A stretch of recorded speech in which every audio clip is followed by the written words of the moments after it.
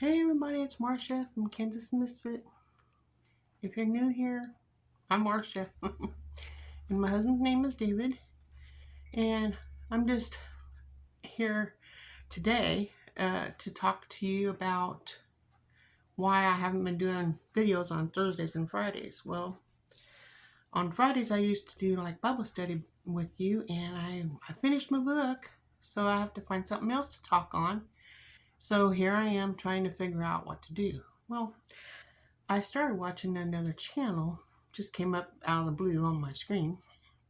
A little 76-year-old lady, very nice, very polite, and to the point, which I love. And her channel just drew me in to doing story time. So Fridays is going to be story time, and I'm going to do my best to get back to my journey on my weight loss, which would be on Thursdays. The rest of the time is going to be normal.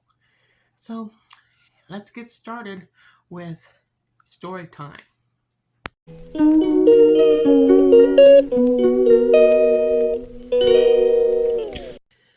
Okay, you guys. Today I'm going to talk a little bit on like isolation. There's many ways to be isolated.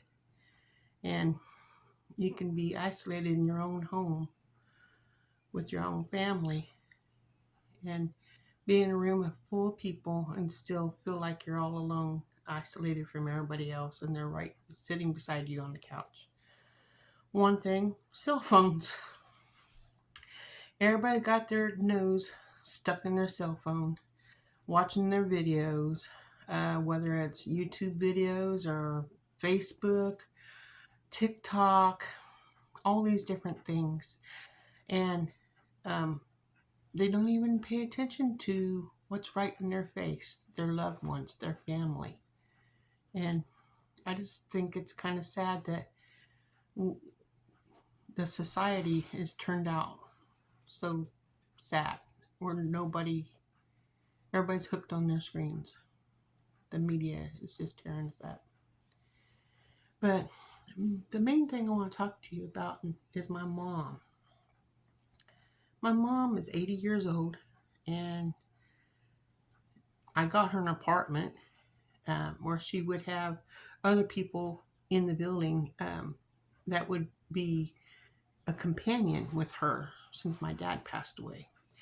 I didn't think it'd be right for her to live in the same house that my dad and mom lived in for years, and then have to be by herself and have all those memories. I wanted her out of all that. So I helped her find an apartment, and she acted like she liked it. But I think she stayed there 1 year, and then they upped the rent, and it's supposed to be based on your income. When you live on Social Security, you don't have that much income, but they raised it. And so my brother and her are living together now. And she stayed with us for a while, but it's really hard having an elderly person living with you. Not that I don't love her, because I do, but I guess that now that I'm grown, of course I'm grown, I also have grown kids and grandkids that's moved out on their own already. So it makes me feel like I'm really getting old. But life here on earth is short, and the older you get, the less time you get to be with your family, and the less that they see you. They are always busy with their own family. They don't have time for their parents who took time to raise them. Right or wrong, good or bad, but they were raised, and they don't have time for their parents. Well, they don't have time for their mother. And Mother's Day's this weekend, so I hope if you have a mother, you at least give her a call and let her know you're thinking of her. But if you're able to see her, please go see her. I might not be able to see my mom, but I am going to try to see her. She's only 3 or 4, maybe 5 miles away from me, from where I live, so I should be able to go see her, right? Well, they're not allowed to have visitors where they live. And they live in a single dwelling house, not an apartment, not a trailer court, a house. It's on its own little lot, and are discouraged to have visitors. And my brother got uprooted from where he used to live. He's not disabled, but he's disabled. He was born with a temperature of 106, and it gave him brain damage. So he had problems all of his life, uh, doing things like normal people, because he was abnormal because of the brain damage. Well, he flunked kindergarten and he flunked first grade, and so it's like they just had to help him. So he went in special education, and I don't know what grade level he graduated from. They let him graduate. I think he was like 8th grade or 9th grade level, but they moved him on out, so there was room for other kids, I guess. I don't know. But he has a hard time, he still does. He has a heart of gold, but he gets around the wrong people, and they draw him into doing things he shouldn't be doing. And anyway, his landlord figured that out, and he had him start out with like mowing lawns for him. He has lawns here and lawns there, and go mow lawns for me. I don't know how much he charged to mow, but my brother, I think he got $10, or was it $5? I don't know if it was $5 or $10 per lawn. And he mowed it, and he got paid, and he was happy because he had money coming in. And so he enjoyed that, I guess. But then it went up to the landlord making him move out of his house, his apartment that he lived into, to another apartment without even, just, you're going to get out and you're going to come over here because I'm going to fix this apartment up and let my daughter live in it. Well, so they moved. Oh, he moved him out. He moved him to an upstairs apartment that the couch wouldn't go up the steps. A lot of his furniture had to stay down in the hallway downstairs, and not even get into his apartment. And his apartment was not suitable, but he had to live there. He had no choice. And maybe he did have a choice, but he didn't think. He just, okay.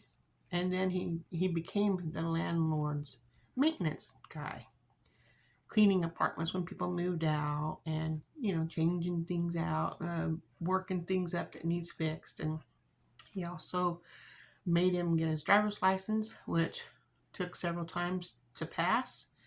I don't know if someone sat down with him to help him do it or what, but he finally got his driver's license, which is kind of scary if you ask me. But he has a license, and then they made him buy a vehicle.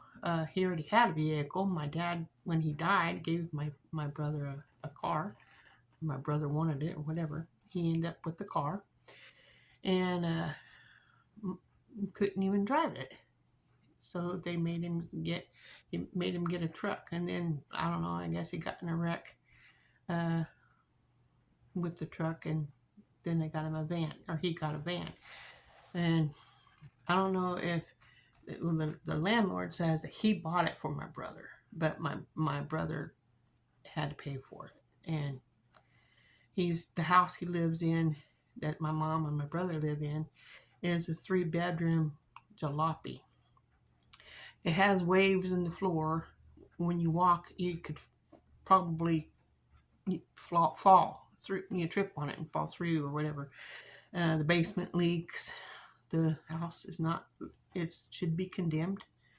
And all their belongings, most of their belongings is in it. When they moved into that place, my brother's buying it. I don't know how much he's buying it for, but he's buying it. And then they lived in an apartment, upstairs one, and stuff was in the garage and it was locked up. So they got stuff spread out all over town that won't fit into the house. Anyway, he's buying the house, and they're charging him $600 a month for rent. And then somehow my brother came home with his eye socket broken, and he sneezes a lot when he sneezes. So does my husband. Can sneeze 7 or 8 times like you've been mowing dust or whatever, and your nose is all full and you have to get it out. Well, that's what every time they sneeze. When the doctor said if he sneezes, his eyeball will pop out. So he has to be careful not to sneeze or hold your eye in when you sneeze. Well, sometimes you don't have time to do that. But anyway, he had to have surgery on his eye. I don't know who paid for that, but they said he tripped on his shoestring. Well, the only thing that happened was his eye was busted. The bone down here was broke, and the bone up in here was broke on his eye. And they had to, I don't know what they had to do, but they fixed it. And if you stepped on your shoestring, wouldn't you reach out to catch yourself as you're falling and your arms get scraped up, or you sprain your wrist or something? Wouldn't you have more damage than just your face getting hurt? So something's going on. Someone's not getting, there's no truth someplace in there. So I don't know, it just upsets me that nobody deserves to be treated like that.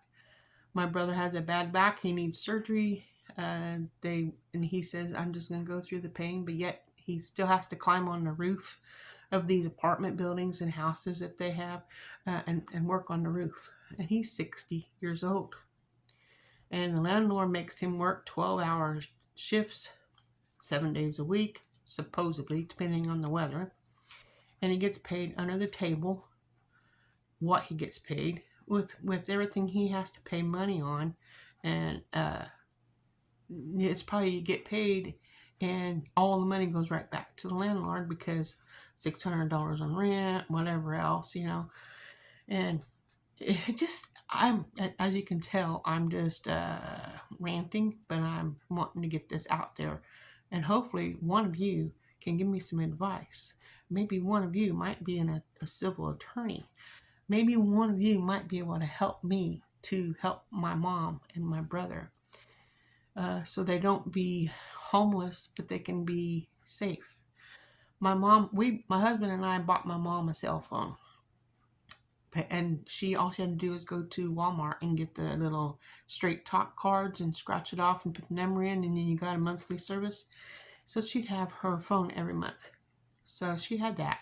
And then somehow it got broken and the battery swelled up in it and it can't put it back together. And she was supposed to get it replaced, but it's been like 2 years and they haven't gotten her phone yet. She's not even allowed to have a landline. You can get a landline, especially being 80 years old and at home alone, have a landline phone for someone to get hold of you. The pharmacy calls me all the time wanting me to help let my mom know her medication's ready and doctor's appointments and all these things. My brother lives with her. I'm not even allowed to see her. So why am I getting all this information? Why don't they contact him since he's the caregiver of her? Anywho, she's not allowed to have visitors. The landlord brings over things that they can't keep at their house and stick it in my brother's house. Mom and my brother. They got this video game where you like Pac-Man, and there's like 12, maybe 15 different games on there, but there's Pac-Man and Galaxy and all these different games. You can just choose it and then you can play it on the game. And it was like $300, $250, $300 at Walmart. You can buy it brand new when they selling it to my brother for $500 or $600. It might have been $500, and they're screwing him. And I'm tired of this. He's gullible. He's got a heart of gold. He does anything for people, and they see that, so they take advantage of him. And they got a porch swing on the front porch that the landlord didn't want, and then made him buy it, and they went and bought another one just so they can have a new one, and it just upsets me. And when my brother mows, the landlord sits on his butt right on my porch. He mows his own yard. So the landlord's over there sitting on the porch, watching him mow the lawn, making sure he does it right. And he has to paint these places when someone moves out, he fixes them up and paints them indoors and outdoors. Well, he was standing on this stone or something on the rocks and stuff on the front yard, standing on it and leaning up against the house, hanging on with one hand and trying to paint, reaching up and trying to paint the house, while the landlord's son was sitting on a 5-gallon bucket on the floor watching him. Instead of helping him, just watching him work, waiting for him to fall, I guess. My husband happened to see that, came over there, and he told them, was visiting, why is he painting, why aren't you helping him, and whatever. And he goes, what are you sitting on the bucket for? And he says, something about sitting on a bucket. And then my husband says, well, I'd have a gut like that too you'd have a gut like mine too, because the landlord's son said that he was fat. And he goes, you'd have a gut like mine too if you sit on that bucket too much longer, But my husband broke his back. That's why he has gained a lot of weight, because he wasn't able to do things for a long time. But he's up doing things now. But it just upsets me about what my mom and my brother has to go through. And I want them to be normal. Mom says, don't do anything. Don't say anything. We already called the cops. They can't do anything. They say it's a civil matter. And so we need to get an attorney, I guess. Anybody in here an attorney, or anybody knows an attorney that can help us with this? We really want help. Mom's afraid they're not going to have a place to live if we pursue this. They're going to get kicked out or whatever. She goes, at least I have a roof over my head. But she don't like the landlord. He's very rude. My brother works all day. My mom's all by herself. No one can come and visit. She can't have a phone. What if she falls? How's anybody going to be able to help him? Someone kicked in the front door and busted the lock on the door. She can't even have a secure place to live. Anyway, I rambled long enough. Hopefully someone will comment, give me some advice, and help me to help my mom and my little brother. So anyway, share this with your friends. Hopefully someone will get a hold of it that will help. And I will see you guys on the next video. Wonder what story time I'm going to talk about next week. If you have any ideas, you want me to, see if I have something going on in my life on the topic you like, let me know. And I'll do my best to come up with something. I have a short list that I started here. I only have 3 things on it. So we'll see if we can get some things going. It's something new I'm going to try to do. So anyway, remember, God loves you. And so do I. See you on the next video.